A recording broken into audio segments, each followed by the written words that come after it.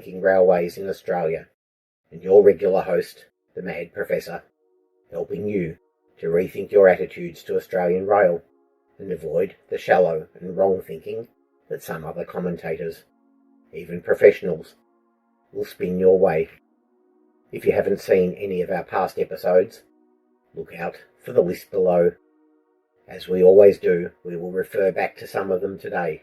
This should not be a surprise, as many of our topics are interlinked, almost like a rail network, and some of the topics are so central to what we are talking about. Maybe we can think of them as our junctions, or our interchanges. For example, today we'll be looking at our smaller cities, which lack the rail networks they need, despite the fact that they are not small by world standards. And a topic like that means we need to touch base with our past episodes, looking at population and density in our episode 5, Australians, Are You Dense? And the one we did looking at re-establishing passenger rail to many smaller population corridors, such as we explored in our episode 12, Back on Track. And because the focus of this episode will be so-called light rail, that will take us back to our episode 6, What's in a Name, where we took the time machine back to ancient China and ancient Greece to see what philosophers of ancient times made of the problem of naming things, and how this relates to people trying to put names on rail systems. And your channel sensibly concluded that we should not be stuck on the name of a rail system, which we might call things like tramway, street railway, or light railway, or something else again, because we are not here to propose names of railways, but to propose actual systems. Around the world there are many types of railway used for passengers. Fast and heavy ones, like high-speed rail, heavy and expensive mass transit railways, or commuter railways, likely used country railways, maybe with a self-propelled diesel rail car, which we explored as a service model in our episode 21.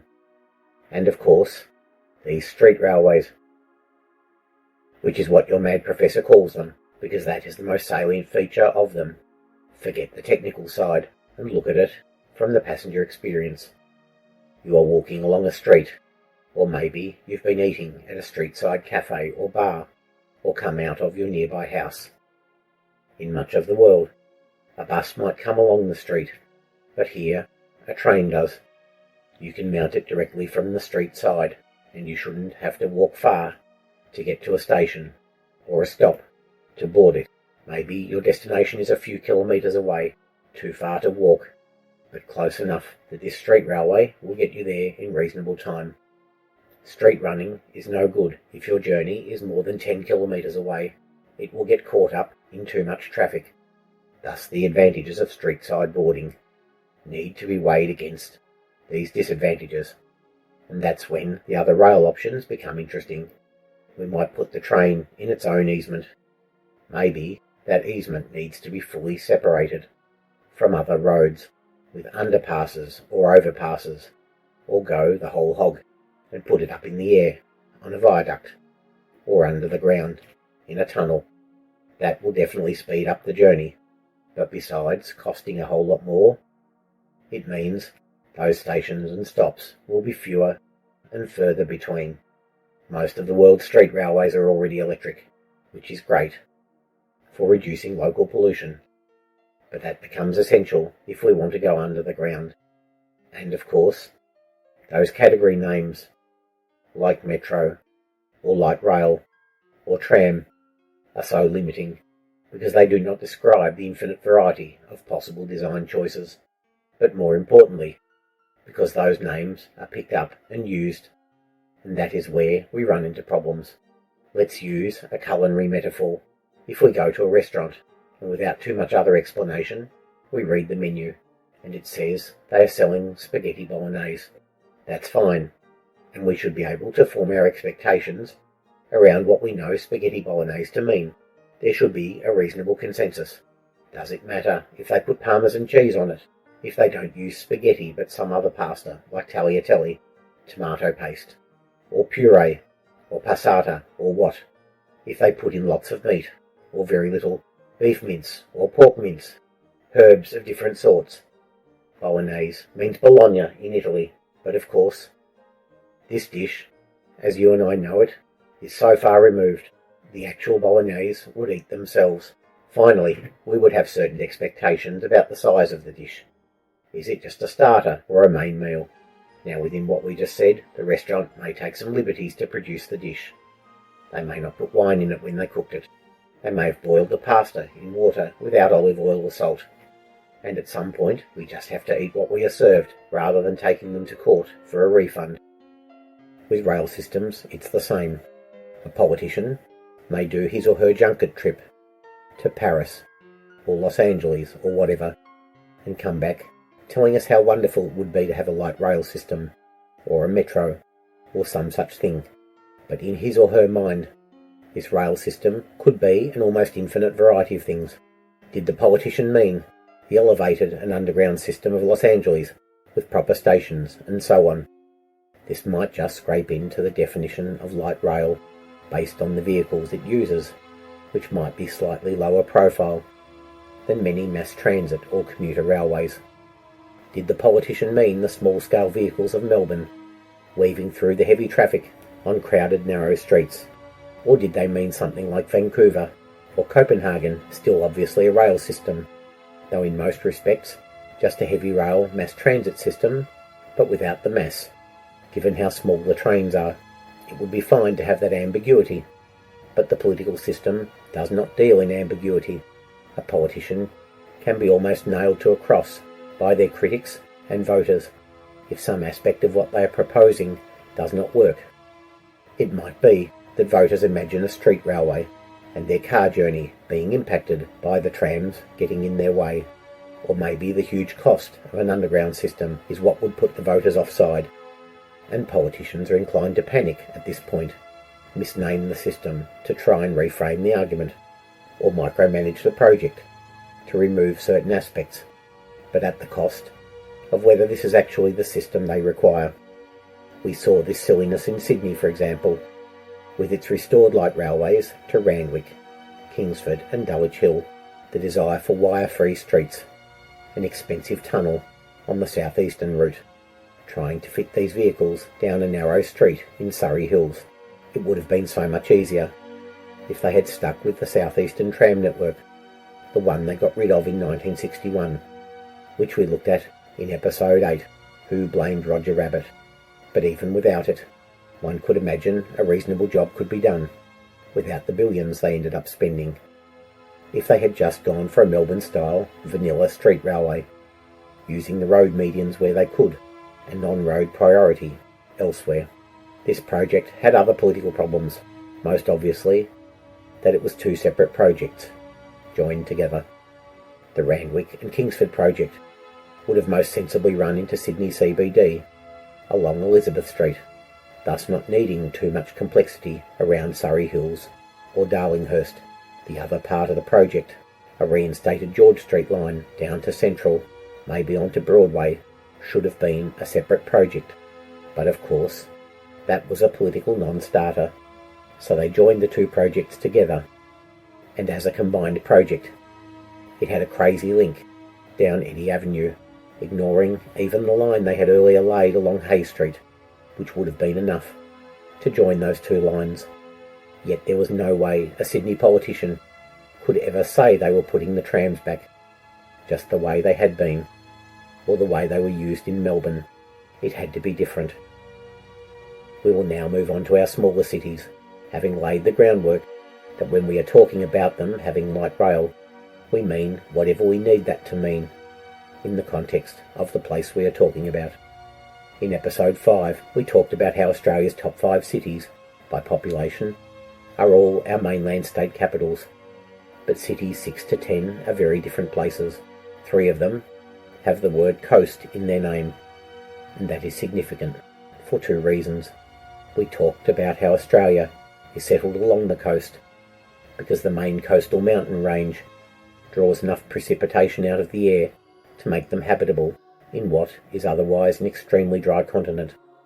But that these 3 cities have grown so large since the Second World War is because, for the first time, people have started settling in places, not for work but for leisure, and recreation, rather than those strong economic drivers like government administration or heavy industry or ports.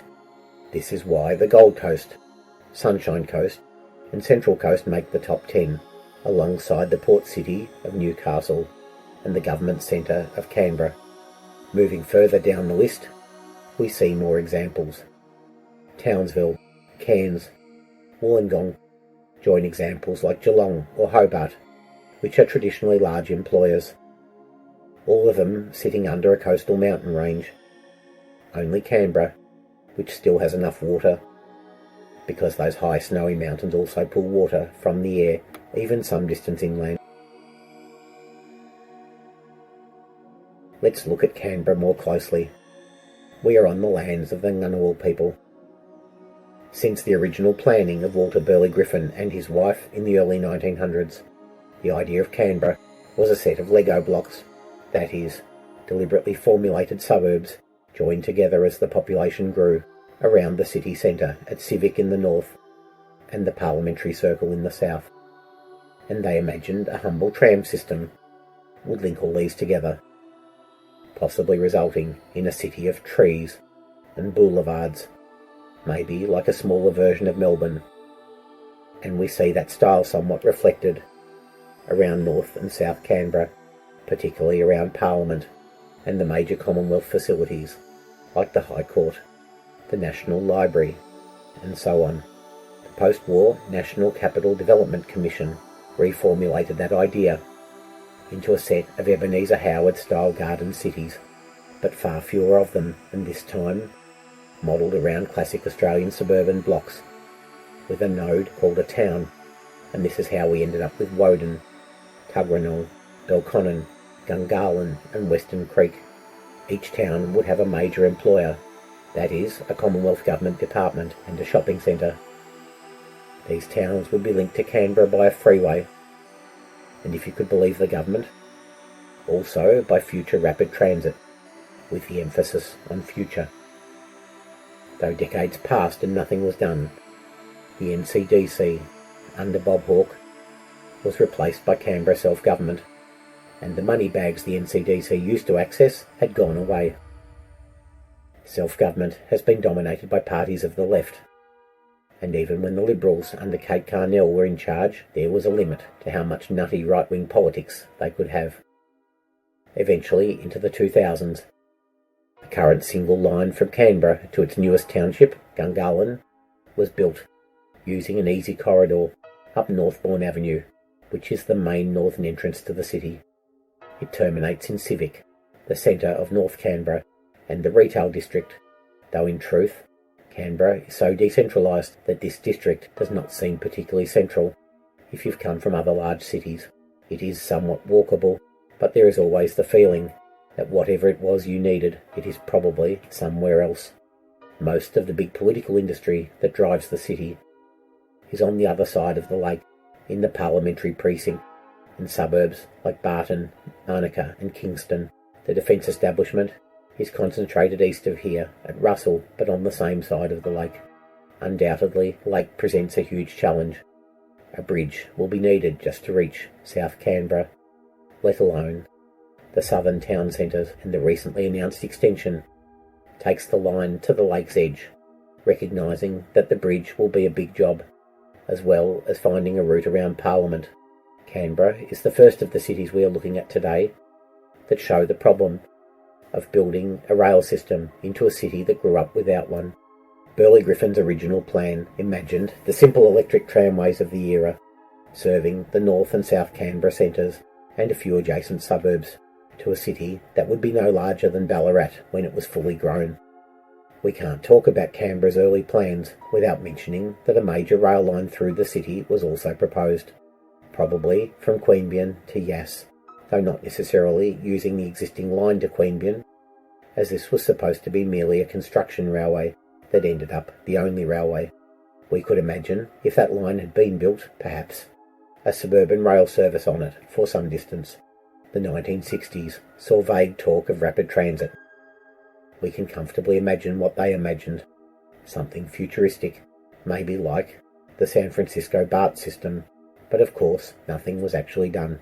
The freeway and highway corridors that were retained, of course, could be used for a future light rail system to Tuggeranong, to Woden and Belconnen, but that will never be what it would have been with that 1960s vision. Crossing the border into Queanbeyan and reusing the increasingly useless New South Wales Government Railways line would seem a logical use of the corridor, but again, this is Australia, where, as we saw in our episode 4, muddling through, our bureaucratic class are incapable of doing the obvious.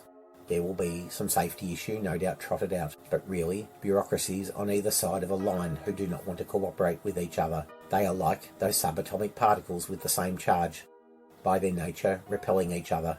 It's not like the rail line is actually used for anything much these days. In episode 21, we saw Carl Mucktum's project to restore a Tulloch rail car, which is progressing in the Canberra rail yard, reminding us that Canberra could even now have a local service using rail cars to Queanbeyan, to Bungendore or Goulburn, or even down the abandoned Cooma line, if anyone actually cared. The Gold Coast, like Canberra, in one sense, had a traditional rail system, or not, depending on how you look at it. Until the late 1950s, the line from Beenleigh ran down to near Nerang, where one line went into the township of Southport. The other continued south to Tweed Heads. That line closed in 1959, leaving the Southport line running until 1964. The Gold Coast, on the country of the Yugambeh, is a built-up city, from the north in Runaway Bay down to the New South Wales border and beyond, starting around the time that the rail line closed and the city grew up without rail. Rail returned to Helensvale by the late 1990s, but only as an interurban service to Brisbane, and even with its extensions to Nerang, Robina and Varsity Lakes, it is still just an interurban line of little use for travel within the Gold Coast. In the 2000s, the political will to finally build a light rail network gained some traction, and we saw a line first from Broadbeach to Southport, then extended north to join the QR at Helensvale. It is now enjoying its second extension to Burleigh Heads, and a further extension to Coolangatta is planned. Other extensions inland to Nerang or Robina have also been canvassed. There was nothing inevitable about Gold Coast light rail, but its linear form made the idea more likely to fly than in your average post-World War II sprawling city. It does beg the question of whether a more conventional heavy rail system might have also worked. As the Gold Coast heads towards 1 million people, it is not a stupid idea. Certainly a version of the old Queensland railways, this time running along or inside the Smith Street motorway into an underground Southport station would have been the go. Not too different from the tram, which also runs along the freeway in places and has an underground station in Southport, but at the hospital. From there, Queensland Rail could have built an underground railway through Main Beach, Surfers, Broadbeach and so on. It would have been considerably more expensive, but much faster. On balance, using the street railway format was probably better, but more population in future might reveal its limitations. Gold Coast is heavily car dependent, and there is only so much appeal for the tram concept before people ask, what do I need to get me far and fast? The actual Queensland Railways line is planned as far as the border to Coolangatta, as is the light rail system, and like Canberra, this will cause heat and light, not least from transport advocates and enthusiasts, who will maintain either that rail will never cross the border, or that it is not possible to cross the border, or both of these silly positions. The urban form continues into Tweed Heads, and for at least 50 kilometres down the coast, arguably all the way to Byron Bay, as well as inland to the former New South Wales Government Railways at Murwillumbah. Sydney is 1,000 kilometres away, and of course the most important local urban transport need is into the Gold Coast and from there to Brisbane. Some seem to have the view that if it is in New South Wales, it must be to the standards of the old New South Wales Government Railways, including standard gauge, and may also involve the crappy old Murwillumbah branch alignment. That is not right. The line was abandoned because it was rubbish for commuters. Gold Coast Airport is a local trip generator, and both modes, heavy and light rail, are proposed to stop here, so it makes sense to also provide services from the airport into northern New South Wales by rail via the light rail line for local journeys from the Tweed Shire, but also by the Queensland Railway from further away places like Byron Bay. But we do need to confront the institutional arrangements. There's been some progress towards making Tweed heads into the Zone 7 of the South East Queensland TransLink brand name, so revenue capture shouldn't be the issue. At the end of the day, the decision to fund the links will still be that. For New South Wales, the locals should be able to make it an issue for a single electorate. Fighting the bureaucrats, though, could be as hard as fighting the enthusiasts and the advocates who would object to seeing the Queensland rail systems march further south. A final thought. The Gold Coast Light Rail was built to the standard gauge, like most such systems worldwide. In our episode Off the Gauge, we saw that gauge doesn't really matter, and unless you are running high-speed rail, Cape Gauge is fine. In that respect, the Gold Coast area lost the possibility of interoperability. That is, running the trains, like in Karlsruhe in Germany. Such vehicles on the Cape Gauge could have run along street corridors, but then used sections of the Queensland Railways corridor, especially where we are talking about, around Coolangatta, where even one such corridor for both types might have worked. Anyway, the passengers change at Helensvale as they do around the world, such as we saw in recent episodes in Japan or Switzerland, much better rail systems than ours. Let's move away from Canberra and the Gold Coast, both large cities with no historic mass transit systems, to a very different city, Bendigo in Victoria. This city, on the land of the Djadjawarrung, has over 120,000 people and is the third largest city in Victoria. It is one of the historically largest gold producing centres on earth. Because it dates from the 1850s, it has had rail at its centre since the early days and has previously had street-based mass transit before. The Victorian railway system gave it a structure with past and present rail services, though minor, through its suburbs to Eaglehawk at the northwest, Huntly to the north and Kangaroo Flat to its south, and a closed line to Axeldale in the east. Through the efforts of the local member and now Victorian Premier Jacinta Allen, these services and stations at Goornong, Raywood, Huntly, Epsom and Kangaroo Flat have been slowly restored to use and services improved, though Jacinta overhyped these services by calling them the Bendigo Metro.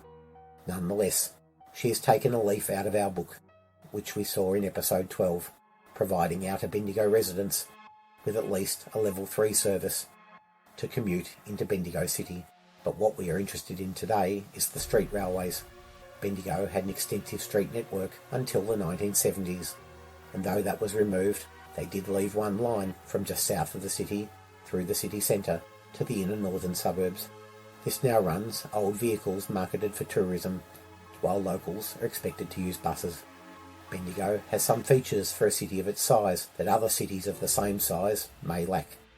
One of them is its distinctive and popular heritage CBD, with so many buildings from the era of gold. The other is that the CBD is anchored by the Bendigo Bank, Australia's largest regional bank. The street railway has a distinctive presence in the city centre, and it looks like it has the bones of a modern and popular system.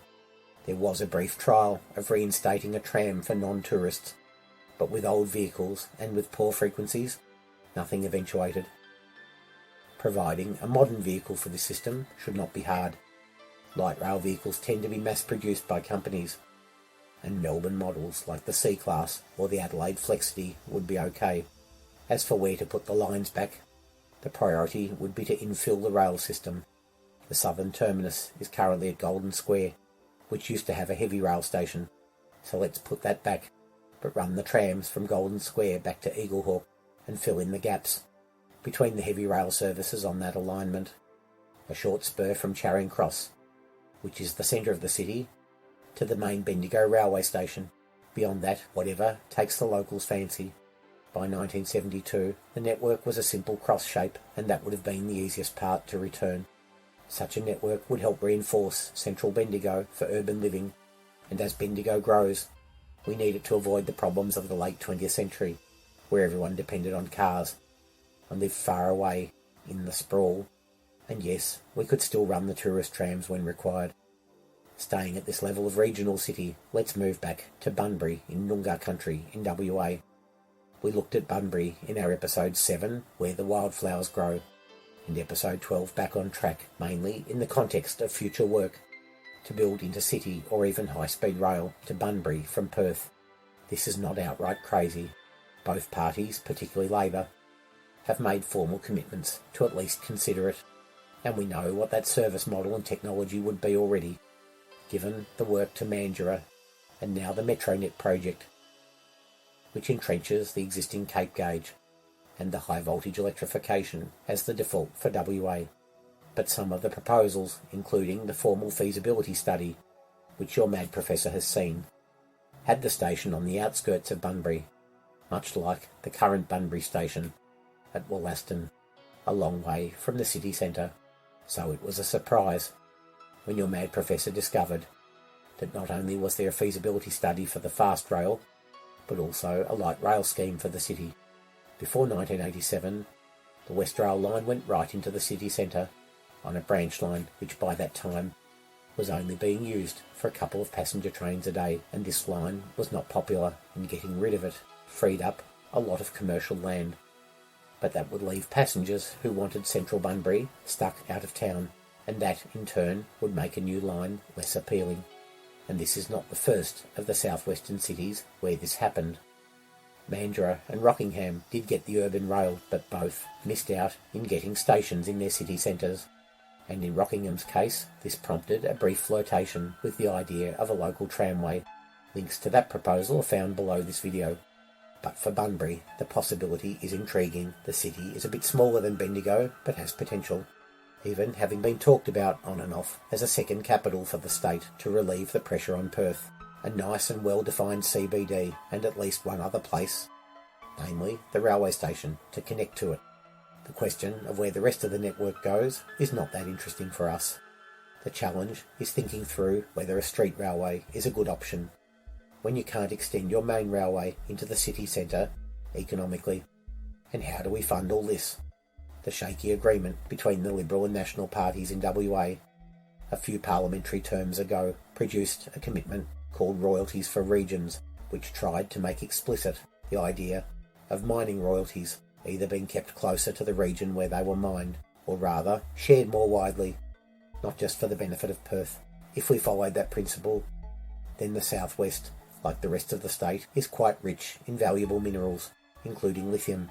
If a political commitment was to try and keep as much of that money earned within the southwest, it could be tied to many of our suggested projects, that is, the fast rail to Bunbury and maybe on to Busselton and Margaret River, with Busselton Airport emerging as the airport for the region. That railway might also benefit Bunbury. And finally, light rail within Bunbury. Bunbury, like Bendigo, has wide streets and will soon be completely bypassed by the highway. Street running with some segregation is probably fine for a city like this. It's a relaxed city, and the tram would ideally run in a relaxed fashion, reinforcing the CBD and railway, but running out to coastal suburbs to the north and south. And like for the Gold Coast, the system should ideally be Cape Gauge, so that simple opportunities to use sections of the heavy rail system to reach places like Busselton or Pinjarra or the old line to Greenbushes. This line will hopefully see the transport of lithium in our lifetimes. We do not need to be too stuck on propulsion. The fast rail feasibility study imagined diesel trains, but in our time, batteries, hydrogen or biodiesel might also be possible. Street railways can run on batteries. In fact, the first Bendigo trams were battery powered. We can do so much better these days. This channel is not a technical channel. A new channel will be launched that is going to be much more technical. For us, it is enough to see that the possibilities for our 4 cities today to have a street railway network are not crazy. Beyond Canberra, the Gold Coast, Bendigo and Bunbury, we have so many more here in Geelong, or the Sunshine Coast, Central Coast, Hobart, Cairns and Townsville, and that is without trying to think of more of them. Let's destroy the false narrative that these cities will never have railways. Finding the right technology, harnessing the right demand and the right political energy is all that it will take. Funds should also not be a problem. See our episode 10, Money, Money, Money, and episode 18, Trillion is the New Billion, to see that money is not a problem. Next time on Radically Rethinking Railways, the past is a foreign country and they do things differently there, and the wildest of these countries is the 1970s. Was it a bad time for rail? We journey back to see everything exotic, from the end of steam to the first modern railways in Living in the 70s. See you then.